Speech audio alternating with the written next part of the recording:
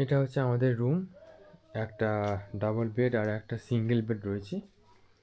রুমটা একটু অগোছালো হয়ে আছে, আমাদের জিনিসপত্রগুলো চারিদিকে ছড়ানো ছিটানো রয়েছে। এদিকে একটা টেবিল আছে, এখানে আমাদের জিনিসপত্র রয়েছে, চার্জ দিয়ে দেওয়া হচ্ছে। এখানে একটা টেবিল মতো আছে, এখানে আমাদের জ্যাকেট আর ব্যাকপ্যাক এগুলো রাখা আছে। টয়লেটটা নিট অ্যান্ড ক্লিন আছে। এই হচ্ছে টয়লেট।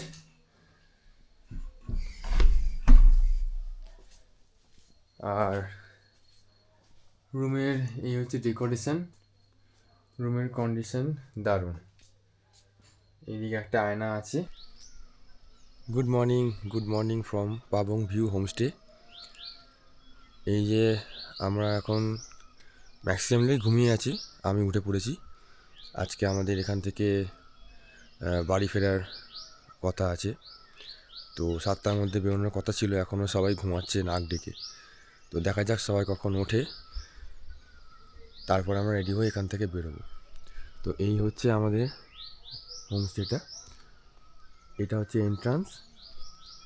আর ওই দূরে ওই পাহাড়ের ওপর থেকে আমাদের নেমে এখানে আসতে হয়েছে। এন্ট্রান্সটা দারুণ, ওপরে গাছের সারিগুলো খুব দুর্দান্ত লাগছে দেখতে। এখানকার পার্কিং, এই হচ্ছে গোটা বিল্ডিং। আমরা কিছুজন নিচের রুমে আছি, কিছুজন উপরের রুমে আছি। এই হচ্ছে লন, এই পাশটায় সুন্দর ফুলের বাগান করা আছে। এখানে ছোট একটা পন্ড মতো করা আছে।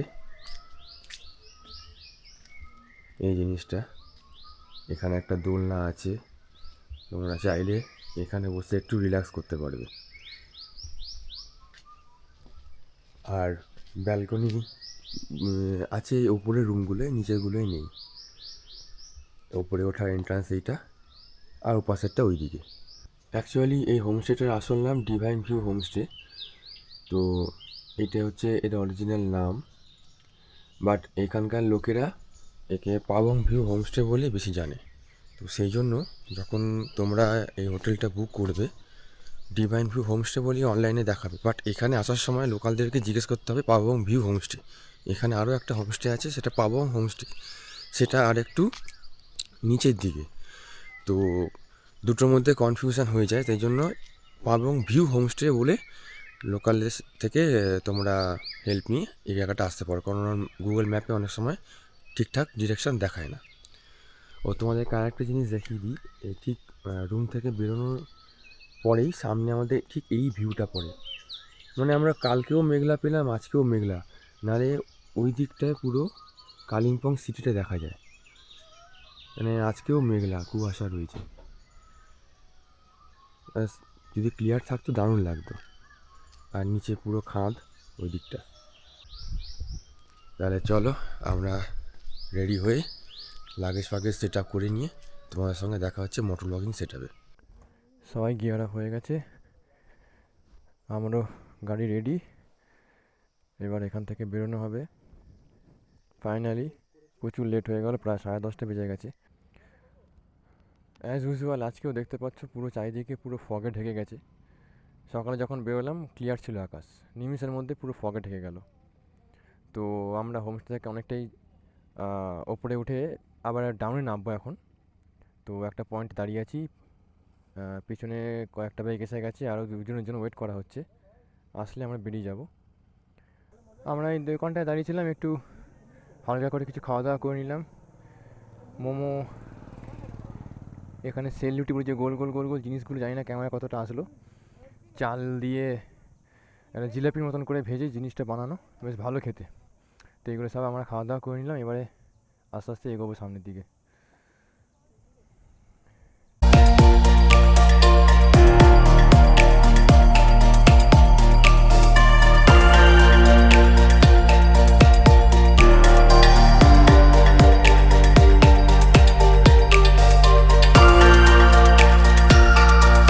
আমি এখন আছি তিস্তা ব্যারেজের ওপর। জাস্ট কি সুন্দর অসাধারণ ভিউ লাগছে, কতটা জায়গা জুড়ে এর উপর নদীটাকে ক্লিয়ার দেখা যাচ্ছে। যেদিকে দু চোখ যায় শুধু জলই জল। অনেকটা চওড়া এখানে এই নদীটা। আমরা শিলিগুড়ি ক্রস করে বেরিয়ে আসলাম হাইওয়ে নিয়ে নিয়েছি। এখন এখান থেকে কিষানগঞ্জ আর 83 কিলোমিটার দেখা। বোতলবাড়ি ক্রস করে NH12 ধরলাম ফাইনালি। ঘড়িতে সময় হয়ে গেছে বিকেল 5:38। এক্ষুনি সন্ধ্যা, অবশ্য এখন গরমকাল, সন্ধ্যা হবে না, সন্ধ্যা হতে হতে দেরি আছে। এখনও 398 কিলোমিটার ডিস্টেন্স বাকি আছে এখান থেকে। সময় লাগবে 8 ঘন্টা 19 মিনিট। চল আস্তে আস্তে এগোয়ে থাকি। আজকে বোতলবাড়ির ভেতরে জানি না রোববার বলে হয়তো বিকেলের দিকেও খুব জ্যাম পেলাম, মানে বাজার, মানে 3-4টে বাজার পড়ে, সেই বাজারগুলোতে প্রচুর জ্যাম। বিশেষ করে আসার সময় লাস্টে একটা বাজার পেলাম, সেইটাতে মারাত্মক জ্যাম ছিল, এজন্য আরও একটু টাইম লেগে গেল। আমরা এই ক্যাফে কিং রেস্টুরেন্টে দাঁড়িয়েছিলাম, একটু হালকা করে খাবার দাবার খেয়ে নিলাম, চাউমিন, আলুর পরোটা, সবাই যে যার মতন করে খেলো। কিছুজন গেছে ওই পাম্পটায় ফুয়েল আপ করাতে, তো ওদের হয়ে গেলে তারপর আমরা এখান থেকে রওনা দেব। ঘড়িতে সময় হয়ে গেছে রাত 10:46, আর আমি এখন Baharampur Farakka toll plaza cross করে অনেকটা এগিয়ে আসলাম। আজকে ফারাক্কার বিচে মারাত্মক জ্যাম ছিল, মারাত্মক, মানে ওভারটেক করার কোনো সুযোগই পাইনি। মানে পুরো রাস্তাটাই জ্যামে ভর্তি ছিল, মানে পুরো ব্রিজটাই আর কি জ্যামে ভর্তি ছিল। তো যাই হোক, তো ওইগুলো সব ক্রস করে এগিয়ে এসেছি। তো এখনও মোটামুটি যা ডিস্টেন্স বাকি আছে, এখনও 223 কিলোমিটার মতো। তো সময় লাগবে প্রায় 5 ঘন্টা মতো।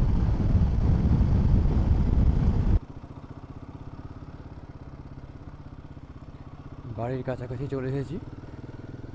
সবাই আমরা লাস্ট মিট আপ করে যে যার বাড়ির দিকে রওনা দিয়ে দিয়েছি।